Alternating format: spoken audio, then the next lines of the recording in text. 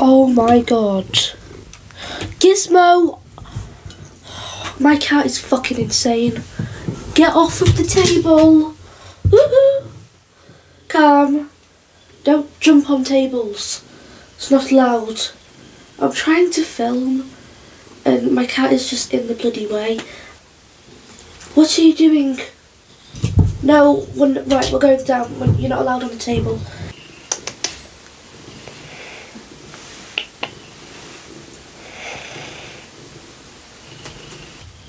I don't even know if you can hear it, but he's purring a lot. When he purrs, he's so loud.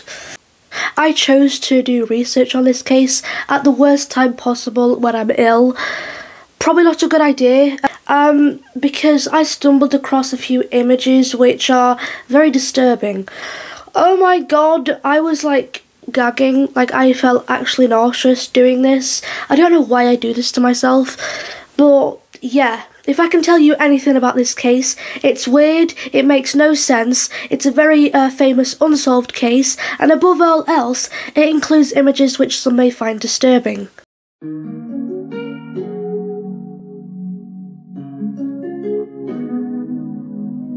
Hey, it's Mel, I hope you're doing well and welcome back to my channel. If you're new, it's lovely to have you here.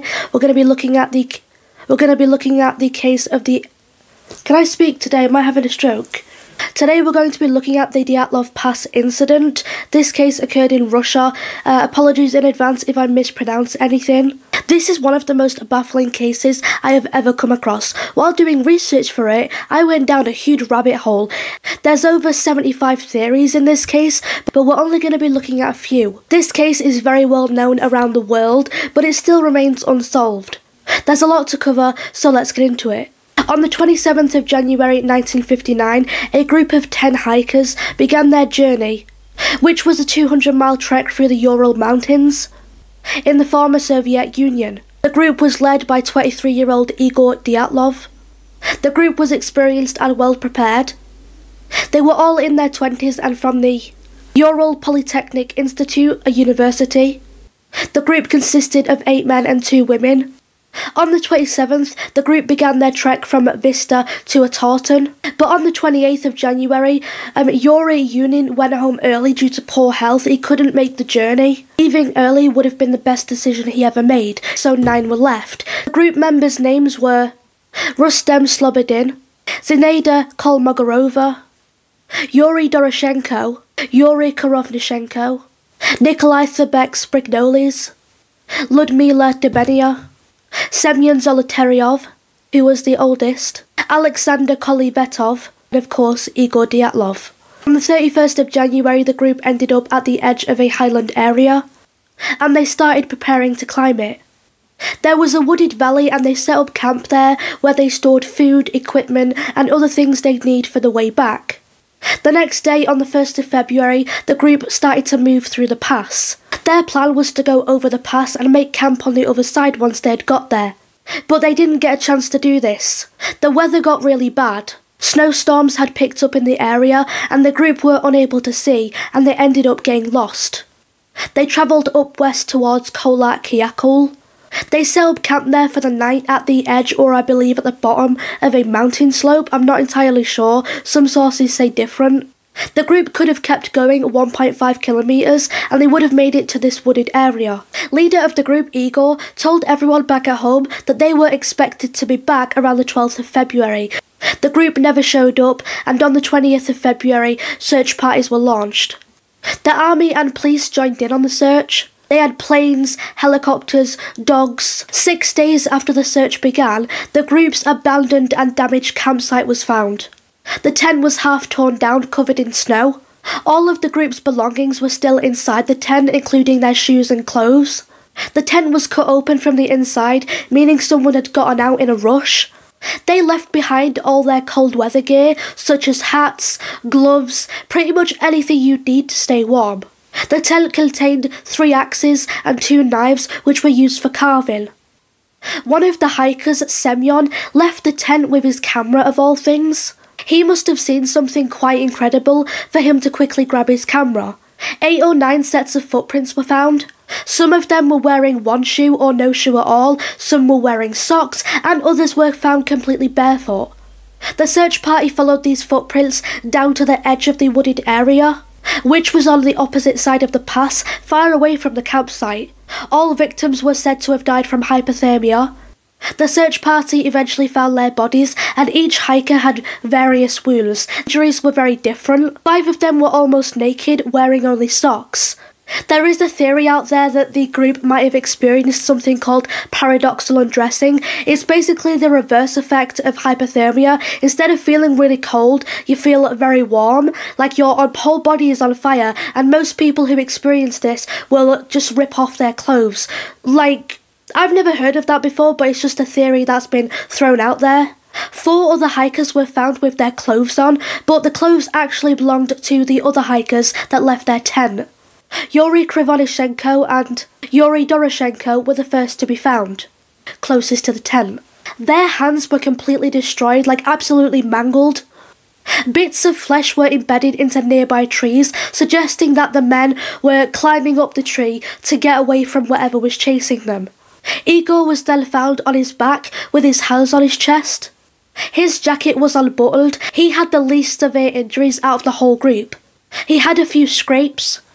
Rustem was the next to be found. His skull was severely fractured. He had a 5-inch fracture on the side of his head.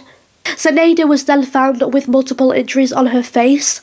She had severe frostbite and her hands were very bloody. It took 2 months for the rest of the hikers to be found. Nikolai was found well dressed under layers of snow. His skull was bashed in, his jaw was broken.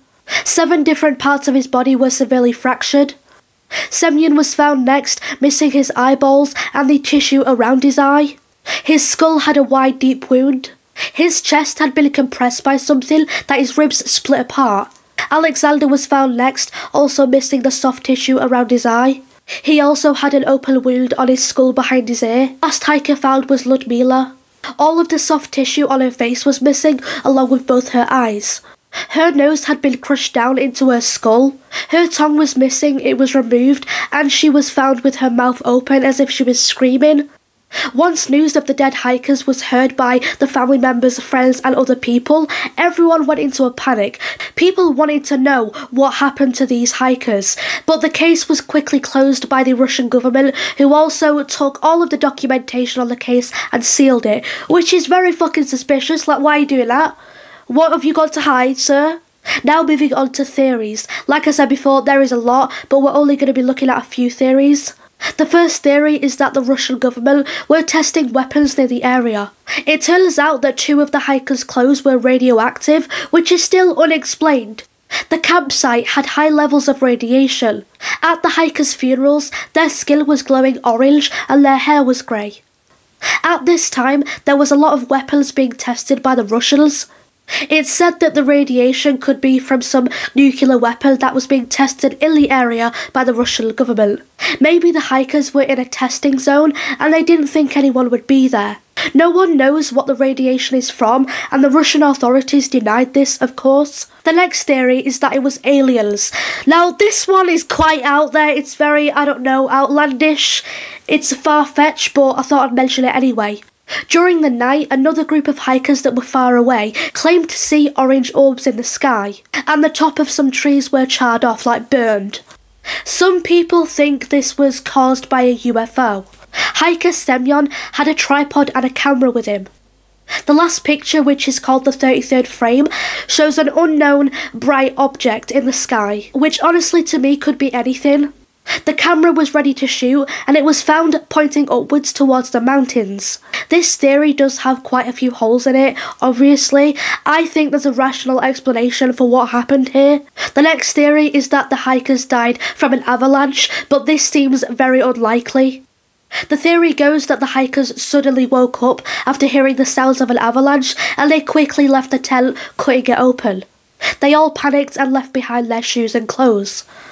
This might have happened while they were sleeping, and they just quickly left the tent in what they were wearing at the time. They could have been wearing, no socks, they could have been wearing pyjamas. This could explain why they were found almost naked.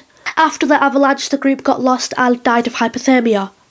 But this doesn't make sense either because some of them had burn marks like on their hands. And I've read online somewhere that there is another theory of a fire occurring in their tent where they were cooking food and it just got out of hands, and that might explain why there were burn marks on the hands. I don't know, but I just thought I'd mention it. Also, there was no signs of an avalanche taking place in the area at the time. An avalanche would have picked up their bodies and swept them away, like their bodies would be found kind of close to each other, but they weren't. Most of them were buried under layers of snow, quite a distance from each other. Other people who have hiked in the area since have not reported an avalanche or any signs of one. Therefore, this theory is very unlikely, but it's the one that the Russian government believe, like they're on board with this. This next theory I'm actually on board with, like it's very possible, and the theory is that the hikers were victims of parachute testing. This goes back to the theory of the government testing weapons. People believe that the campsite was in a testing area. The theory goes that the hikers woke up after hearing loud explosions and left their tent. They panicked and ran, but were unable to return due to bad vision caused by a snowstorm. Their injuries could have been from parachute mines. There is actually record of the Soviet Union testing parachute mines in this area at the time of the incident. The hikers could have just gotten in the way. For people who don't know, it's pretty self-explanatory, but a parachute mine is basically a mine that explodes in the air. It could explain why some trees were burned at the top, and it could also explain the strange orange lights that were seen in the sky. It could also explain some of the images that Semyon caught on his camera, and the reason why he grabbed his camera really quickly when coming out of the tent. He could have just been trying to take a picture of the mine exploding. It could also explain the radioactivity, the burn marks on their hands, the severe injuries, and why the government closed the case so quickly. After the incident, small animals like birds would have came along and actually ripped out the hikers' tongues and eyes, as they are easily accessible. I think that's also very true, it's very possible. In 2020, the cause of deaths were ruled as either hypothermia or an avalanche, which is very unlikely. We've already discussed this. What I find most bizarre out of this entire thing is that the 8 or 9 footprints that were found showed the hikers calmly walking away, not running, walking. Why would you get out of a tent in a hurry and then calmly walk away as if nothing's wrong? This whole case is so strange. I'm on board with the parachute testing theory. I buy that more than theories such as the Yeti monster. That was actually a theory. There was a monster and it killed the hikers. Let's just calm down, okay? There is other similar cases to the Dyatlov Pass incident, which occurred in the Russian mountains. During my research, as I said, I went down a rabbit hole. I found a few bits of additional information which are very strange. This needs to be looked into more deeply because I don't know. I'm a bit suspicious of this one. This also links back to the theory of the government testing weapons in the area. Semyon, who was in his late 30s, was a last-minute addition to the group, who also had extensive military and combat training. He was the guy who had the camera and tripod with him. If he was sent there undercover, for the government or whatever, you would document how the parachute testing is doing by taking pictures of it. He had a tattoo on his body, I'm not sure where, but it said this word. I'm not even going to try and pronounce it because I know I'm going to butcher it, and there is no translation for this in any language whatsoever. No one knows what it means. Some people think it might actually be a code word of some sort. Some people think he was a part of the KGB working undercover, but then again, this is just a theory. That's all for today. That was the unsolved and strange case of the Dyatlov Pass incident. I hope you enjoyed the video, you give it a like, leave a comment below what your thoughts are on this case. Just want to mention this, but YouTube has a very bad habit of not notifying people when I've uploaded a video. So if you want to be notified at all times when I post a video, just click the post notification bell down below and make sure the settings is on all, so you're always going to get notified when I post a new video. As always, thanks for watching, take care, bye.